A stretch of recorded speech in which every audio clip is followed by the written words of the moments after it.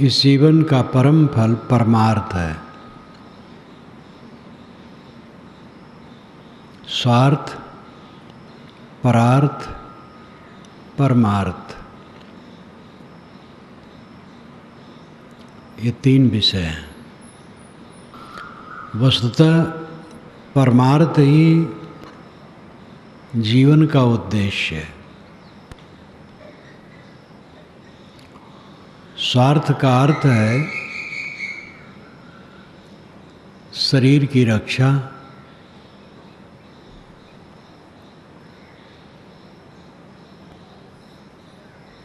परार्थ का अर्थ है दूसरे की सेवा करना, परमार्थ का अर्थ है जीवन का परम प्रयोजन हल करना। जीवन का परम प्रयोजन है दुखों से अत्यंत छुटकारा।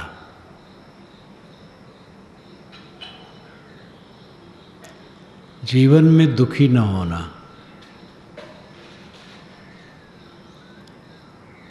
जीवन में दुखी जो नहीं होता है वो मर जाने के बाद भी दुख से छूट जाता है। जीवन दुख से भरा है। इस दुख से छुटकारा लेना मानव का परम कर्तव्य है। स्वार्थ, परार्थ और परमार्थ, इन तीन बिंदुओं पर विचार करें। स्वार्थ पहले है। बिना कुछ खाए पिए शरीर की रक्षा नहीं होगी, और शरीर की रक्षा हुए बिना परार्थ और परमार्थ सध नहीं सकेगा। लेकिन आदमी इतना भूला है, केवल स्वार्थ में डूबा है। शरीर का पोषण, और शरीर ही का नहीं पोषण, इंद्रियों का पोषण,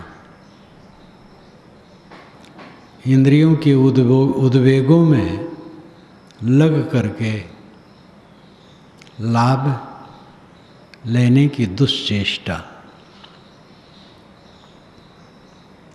और मन की कल्पनाओं, मन की अवधारणाओं में बहना।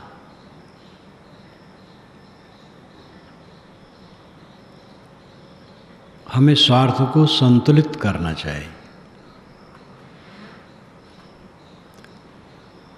शरीर का स्वार्थ जितने संक्षेप में बन सके ये ध्यान रखना चाहिए। अगर हर आदमी ये ध्यान रखे तो जगत का बड़ा कल्याण हो।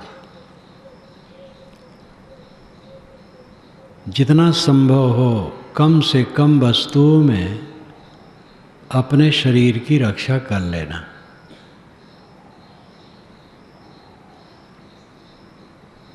फिर परार्थ, दूसरे की सेवा करना। फिर परमार्थ, लेकिन परमार्थ पहले है। परमार्थ के लिए ही स्वार्थ है, और परार्थ एक देहधारी का कर्तव्य है। हमारे जीवन का परम उद्देश्य है अनादि अविद्या को काट करके इसी जीवन में जीवन मुक्त हो जाना।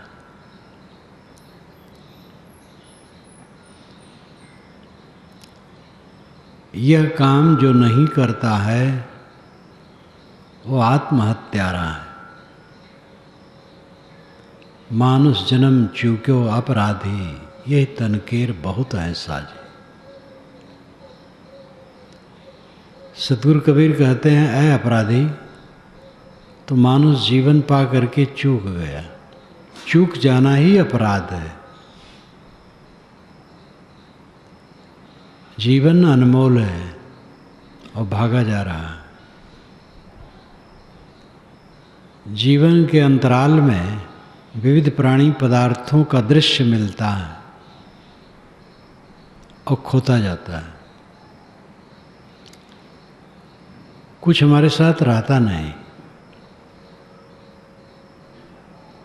हम अपनी अहंता ममता बस अन्यथा सोचकर, अन्यथा बोलकर, अन्यथा काम करके इस दृश्य में उलझ जाते हैं और दृश्य भाग जाता है। और जो हमारी उलझन है वो हमें पीड़ित करती रहती है। ये जीवन का सबसे बड़ा धोखा है। रूप, शब्द, स्पर्श, रसगंध, शब्द, ये पांचों विषयों का दृश्य है। इसमें हम भूल जाते हैं। प्राणी पदार्थों में भूल जाते हैं। स्थिर होकर के परिणाम सोचकर काम नहीं कर पाते, भावुक हो जाते हैं, मोहग्रस्त हो जाते हैं, क्रोधग्रस्त हो जाते हैं, लोभग्रस्त हो जाते हैं और अंध अनुकरण में पड़ जाते हैं, हवा में बह जाते हैं। शारीरिक, मानसिक, सामाजिक, पारिवारिक हवा में बह जाते हैं। चारों तरफ से झंझा है, जोर की आंधी है। इस आंधी में जो अपने को स्वर्ण स्तंभ की तरह रखेगा वही अपना अंतिम काम कर पाएगा। अपने मन की कुचालों को देखे और उसको मिटाता रहे। अपनी वाणी के दोषों को देखे, जितना संभव हो कम बोले। साधना के लिए तो मौन सबसे बढ़िया चीज है। मौन के समान सुख नहीं है, लेकिन वाणी का उपयोग है, इसलिए संयम कहा गया। बहु बोलन निर्वार, बहुत बोलना छोड़ दो। बहुत बोलोगे तो फंस जाओगे। बहुत बोलेगा आदमी तो बिला बिचारे बोलेगा और अपनी वाणी में ही उलझ जाएगा। कम से कम बोलो, अधिक समय तक मौन रहो, कम से कम बोलो।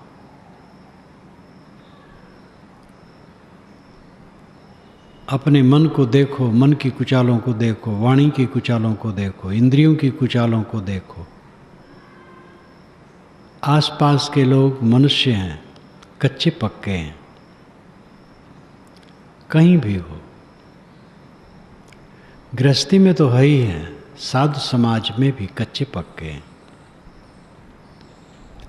कच्चे पक्के दो ढंग से होते हैं। एक तो दीर्घ काल के हैं, साधना में काफ़ी पक गए, और एक नए नए हैं तो निर्मल मन के तो हैं लेकिन अभी कच्चे हैं, इसलिए बहुत बातों में उलझ जाते हैं। दूसरे ढंग के कच्चे पक्के होते हैं समझ की कमी। बहुत पुराने हो गए तो भी समझ की कमी है, इसलिए कच्चे हैं। और बिल्कुल नए हैं लेकिन समझ बढ़िया है तो पक्के हैं। कहते हैं वह समाज नहीं जिसमें वृद्ध न हो, और वह वृद्ध नहीं जो विवेकी न हो। वृद्ध का आदर करना चाहिए, लेकिन वृद्धता विवेक से शोभा पाती है। जिसके पास विवेक नहीं है वह वृद्ध आदर करने योग्य है, वह भी, क्योंकि उम्र ऐसी हो गई। किंतु वृद्धता का असली लाभ उससे नहीं है। तो हम कहीं भी रहें, हमारे चारों तरफ जो लोग होते हैं कच्चे पक्के होते हैं। ये आशा नहीं की जा सकती है कि हमारे चारों तरफ जो लोग हैं वे ठीक से सब बातों को समझ सकें। इसलिए बड़ी सावधानी से बर्ताव करना चाहिए, बड़ी सावधानी की किसी की बात में पड़ना चाहिए। अपने मन को देखना, वाणी को देखना, कर्मों को देखना, अपने आसपास के लोगों को समझना, देखना, और उनकी बात में, उनके व्यवहार में कहीं उलझ न जाना। बाहर के लोग मिलते हैं, उसमें सावधानी। राजनीतिक बातें सामने आती, उसमें सावधानी। देश में उथल पुथल होते हैं,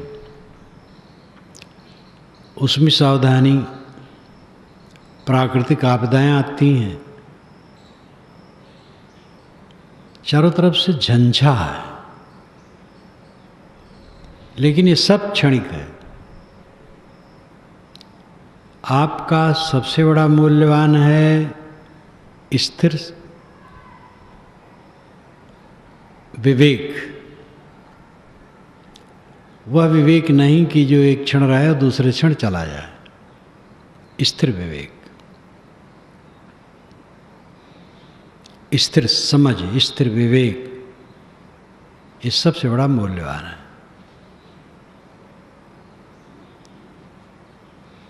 साधक को कोई बात में राय उससे लेना चाहिए जो अंतर्मुख हो, जो समझदार हो, परिपक्व हो। उससे राय लेकर के काम करेगा तो धोखा में नहीं पड़ेगा।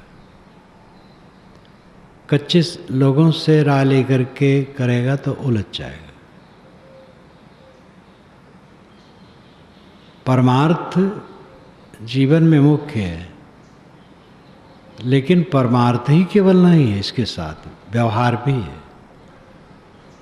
प्राणी पदार्थों का जाल चारों तरफ बिछा है, दृश्य आते जाते रहते हैं,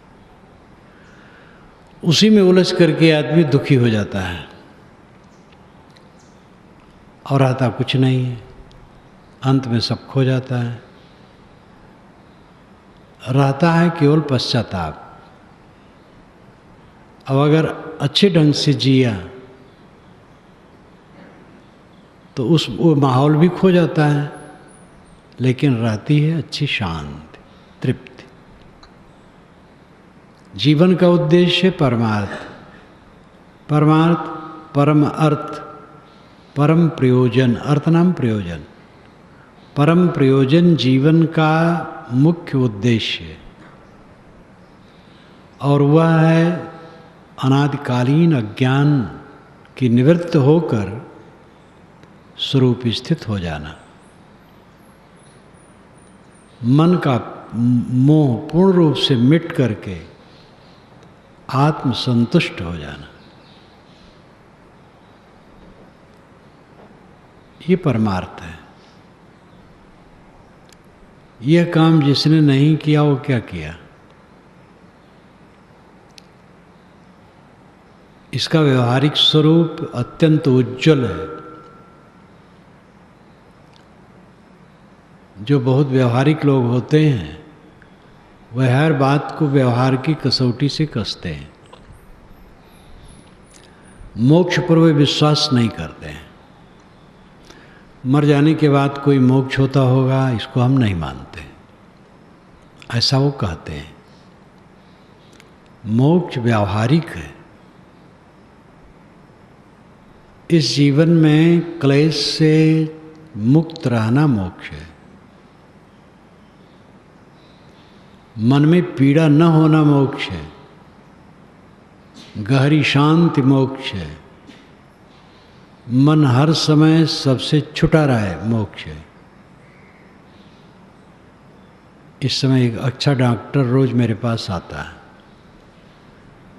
उसने मुझे आज्ञा मांगी मुझसे कि मैं रोज़ दूसरे समय 10 मिनट के लिए आपके पास आना चाहता हूँ। मैंने कहा आओ। उसने कल कहा कि साहब एक व्यक्ति आया 4 बजे रात, उसके घर जाना पड़ा। 75 वर्ष की उसकी माँ। देखा, कुछ दवाई दिया,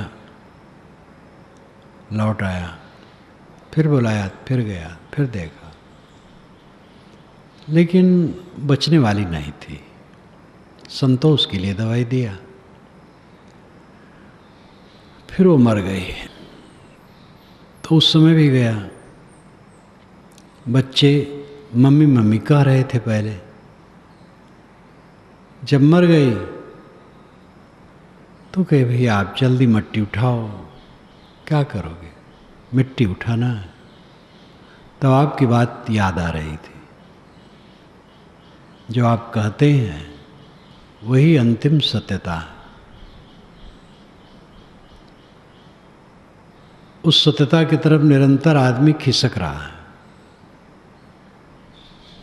शरीर में आग लगी है, तालाब में डुबकी लगाकर बुझाने जा रहे हैं। रास्ते में कोई अटकाना चाहे, भला अटकेंगे? देह भर जल रही है।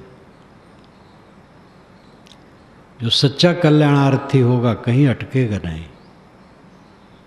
कुछ नहीं। अनुकूल झूठ है, प्रतिकूल झूठ है, सारा संबंध झूठ है। हम स्वयं संसार ताप से तप रहे हैं, दावानल में जल रहे हैं। कहाँ अवसर है अन्यथा काम करने का?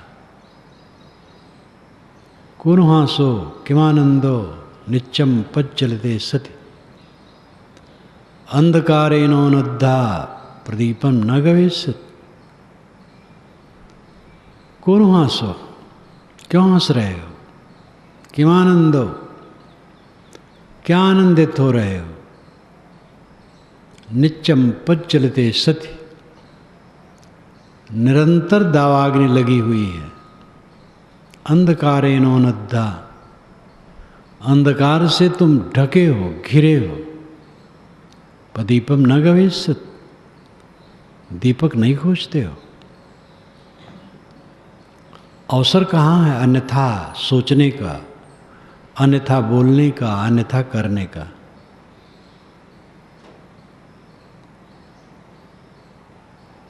परमार्थ का काम करो। जीवन का परम लक्ष्य परमार्थ का काम।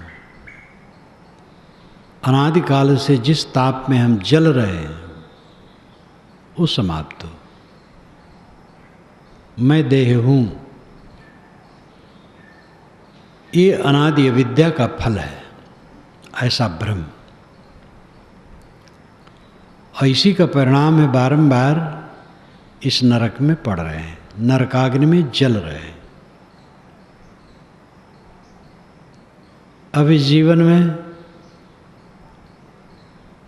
इस विद्या को मिटा देना है। मैं देह नहीं हूं, शुद्ध चेतन हूं, और मुझे कुछ नहीं चाहिए, केवल स्वरूप विश्राम। ये काम करना चाहिए। और यह काम जो करता है उसके मन में क्लेश का कोई प्रसंग ही नहीं। क्लेश तो अविद्या से, अज्ञान से, मोह से, दृश्य के प्रति अहंता, ममता और मोह, ये अज्ञान है, ये अविद्या है। इसको जान ही लोग नहीं पाते हैं, जानने की चेष्टा ही नहीं है। जान जाने के बाद करते नहीं। डट करके जो करेगा उसकी अविद्या मिट जाएगी। अविद्या मिट जाएगी तो एक रस वृत्ति हो जाएगी, दुख से पूर्णतया वो छूट जाएगा। और इसी जीवन में वो सदैव कृतार्थात्मा बना रहेगा। ये व्यवहारिक है, कोई अदृश्य नहीं है, अलौकिक नहीं है, लौकिक है। इसी लोक में व्यवहार में आने वाली बात है कि जब सब तरफ से पूरी अहंता ममता मिट जाती है, मोह और अज्ञान मिट जाता है, तब मन में कोई क्लेश नहीं रहता है। उसको ये दुनिया दूसरे ढंग से दिखती है। ज्यों सफरी की चाल से सागर करत न क्षोभ, अंडा से ब्रह्मांड लो त्यों संतन को लोभ। सफरी एक छोटी मछली होती है, उछलती कूदती है समुद्र में, उससे समुद्र में क्षोभ नहीं आता है। समुद्र उससे आंदोलित होकर के बहने लगे, ऐसा नहीं होता। मछली कूदती रहे। अंडा से ब्रह्मांड तक, यानी पिंड से ब्रह्मांड तक संतों के लिए ऐसे ही है लोभ के विषय में। उनको कहीं लोभ नहीं होता, कहीं आकर्षण नहीं होता। ये समझने की बात है, गूढ़ नहीं है। जहाँ पर कुछ अपना नहीं है और सब मिट जाना और छूट जाना है, वहाँ पर लोभ अविवेक की सिवा और क्या है। अब अगर कोई इस चीज़ को समझ गया है और लोभ मोह छोड़ दिया है तो समझदार है। वो समझदारी अपने कल्याण के लिए कर रहा है।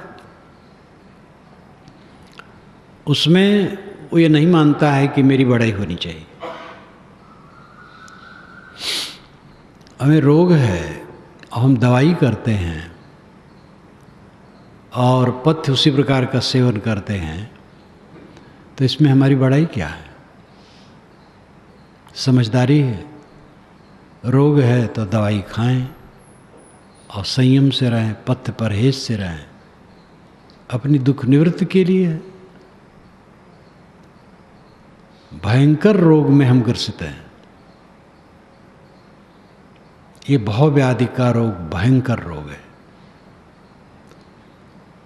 देह और देह संबंधी पदार्थों के प्रति अहंता ममता चिपकाहट भयंकर रोग है। और इसी की नरक के अग्नि में हम अनादिकाल से चलते रहे, आज चल रहे हैं। और पूर्ण संवेदना पूर्वक इसको समझ करके जैसे पूर्ण निराश हो जाता है, वो कृतार्थ हो जाता है।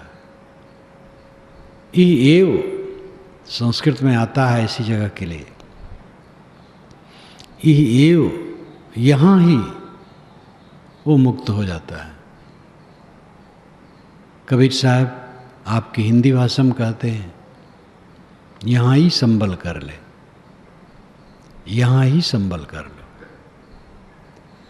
जीत न तरे हो मुझे क्या तरे हो, जीती जीती नहीं तरे हो मरने पर क्या तरोगे।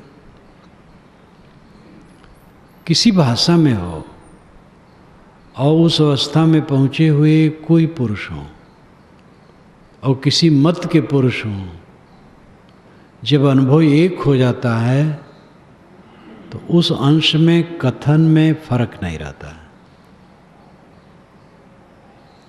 यहीं पर वो दशा है। जो स्थूल बुद्धि वाले हैं उनकी बात अलग है।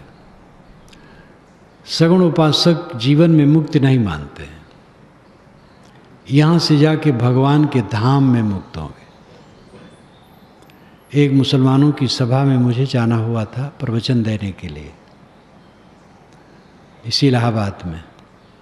अलीगढ़ मुस्लिम विश्वविद्यालय से एक मुल्ला आए थे, अच्छे विद्वान थे, उम्र बहुत ज़्यादा नहीं थी, 45 की ही रही होगी। उन्होंने अध्यक्षीय भाषण जब किया तो कहा कि इसमें जितने प्रवक्ता हैं, एक को छोड़ करके बाकी सबसे मैं कम उम्र में हूँ। एक प्रवक्ता थे जो कम उम्र के थे। मैं 15 मिनट बोला था, बहुत ध्यान से उसको सुने थे वो। उसकी प्रतिक्रिया में उनका पहला वचन था, इतना उदार होना बड़ा मुश्किल है। मैंने कहा था परमार्थ के विषय में, अध्यात्म के विषय में कोई संप्रदाय एकाधिकारी ठेकेदार नहीं है। एकाधिकारपन बिल्कुल गलत है। सरल ढंग से परमार्थ को रखना चाहिए। निष्पक्षता पर काफ़ी बात आई थी, तो उन्होंने अच्छी प्रतिक्रिया में कहा था, इतना उदार होना बड़ा मुश्किल है। प्रवचन किया जो उन्होंने, उसके लिए क्या कहूँ। इतनी स्थूल बुद्धि से यहाँ मुक्ति नहीं होगी, वहाँ पर मुक्ति होगी, यानी जन्नत में पहुँचने पर। परमात्मा को अपनी आँखों से देखोगे, आँखों से जो देखा जाता है वो परमात्मा होता है, वो तो रूप होता है। तो ऐसे लोग तो बड़े उथले होते हैं, लेकिन मुसलमानों में ही सूफी संत ऐसा नहीं कहेंगे। तो यहाँ ही इसी जीवन में कैवल्य, निर्वाण, मोक्ष, परम पद, परब्रह्म में लीनता, स्वरूप में लीनता, पारख स्थित, असंगत्व, जितने शब्द हैं, हकबीनी, दीदार। दीदार देखने को कहते हैं, लेकिन वो देखने का मतलब वही है, अपने को देखना, अपने में स्थित हो जाना।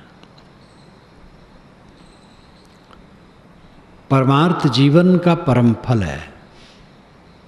ये मानव जीवन केवल परमार्थ के लिए, दुख से पूरा छूट जाने का काम करने के लिए। उसके साथ साथ परार्थ है, परार्थ भी करना चाहिए, दूसरे की सेवा, आपकी जो योग्यता और शक्ति है उसके अनुसार, द्रव्य से, वस्त्र से, अन्न से, जल से, सद्बुद्धि से, विद्या से, औषध से, पैसे से, और भी जो कुछ भी आप कर सकें। सूअर कुत्ते भी पेट भर लेते हैं, केवल स्वार्थ ही साधता रहा तो क्या उसका रहा। अपनी शक्ति से कुछ दूसरे की सेवा करनी चाहिए। परार्थ, आध्यात्मिक, आध्यात्मिक किसी भी क्षेत्र में परार्थ पर सबको ध्यान रखना चाहिए। पर सेवा। एक संत आए थे बढ़ारा, हमारे मूल गुरस्थान पर, बहुत पुरानी घटना, 40-45 वर्ष पुरानी। गेहूँ रंग के रहें 50-55 के, वो एक काम बहुत करें, साहब विश्राम कीजिए। अरे दहिया माटी के का करी, कुछ अड़वा टाली, अड़वा टाले कहें, अड़वा टालना, कुछ काम करना, सेवा करना। इस शरीर का करी माटी के, बेकार हो जाए, कुछ अड़वा टाले, सेवा करो, दूसरे की सेवा करो, ये परार्थ है। स्वार्थ को नकारा नहीं जा सकता। हम भोजन बना के सबको खिलावें, अपना न खाएं, कैसे बनेगा? स्वार्थ भी है, लेकिन स्वार्थ संयमित हो, अमर्यादित न हो। कभी भी खान पान, रुपया, पैसा, वस्त्र जो अपने शरीर के रक्षण में लगता है, वो कहीं अनीत पूर्वक न हो। किसी ने दिया हो, अपने परिश्रम का हो या किसी ने दिया हो प्रेम से, उसका उपयोग करें और उसको विवेक पूर्वक करें, अमर्यादित नहीं। मिठाई लाए, अपने बच्चे को दिए, भतीजे को नहीं दिए, अपनी पत्नी को दिए, माँ तक को नहीं दिए, ये ठीक नहीं।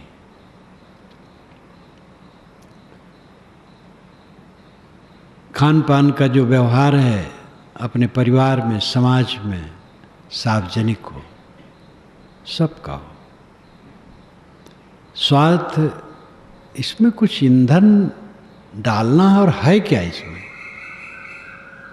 जठराग्नि अंदर में जल रही है, उसमें ईंधन डाल दें जिससे उसकी ऊर्जा इस इंजन को चलाने में काम दे, इतने तो है। तो उसको लेकर के छल कपट, भेदभाव ऐसा क्यों करें? स्वार्थ में बहुत सावधान रहे। स्वार्थ आदमी को बहुत प्रभावित कर देता है, और फिर स्वाद की आसक्ति और प्रभावित कर देती है। इसलिए स्वार्थ शुद्ध हो, विवेक पूर्वक हो। स्वार्थ नकारा नहीं जा सकता है, किंतु विवेक पूर्वक हो तो हमारे जीवन का परम फल है परमार्थ। परमार्थ के लिए जीवन है। अनादि अज्ञान से निवृत्त होकर के इस जीवन में पूर्ण स्वरूपस्थ हो जाना यही परमार्थ है। कैवल्य अवस्था को प्राप्त कर लेना परमार्थ है। दुख से अत्यंत छुटकारा परमार्थ है। ये आदर्श मात्र नहीं है, तथ्य है। दुख नहीं मिटता है तो अहंता ममता नहीं मिटा रहे हो तो कहाँ से दुख मिटेगा? जो काम करना चाहिए वो कर नहीं रहे हो, साधु वेश में आके भी नहीं कर रहे हो, खड़मंडल में पड़े हो, अहंता ममतम पड़े हो, तो कैसे लाभ होगा? साधु गृहस्थ कोई भी हो, प्रमाद करेगा उसका काम नहीं होगा। परमार्थ जीवन का परम फल है। अनादि विद्या है देह गेहादि के प्रति ममता मोह। अपने शुद्ध स्वरूप को न समझना, इसकी निवृत्ति करके देहाभिमान छोड़ करके अपने स्वरूप में स्थित होना है परमार्थ है। यही कैवल्य है। और इसके साथ कुछ परार्थ जितना बन सके करता रहे। परार्थ नाम दूसरे के लिए, दूसरे की सेवा में कुछ करता रहे। और स्वार्थ जो जीवन गुजर है वो तो करने पड़ेगा। अंततः स्वार्थ परमार्थ ही है। स्वार्थ का अर्थ होता है स्व का अर्थ, आत्मा का अर्थ। आत्मा का अर्थ है दुख से छूटना। तो स्वार्थ परमार्थ ही है, अर्थात परमार्थ ही पक्का स्वार्थ है। देह गुजर जरूरी है, लेकिन कल्याण की प्राप्ति ही महान स्वार्थ है।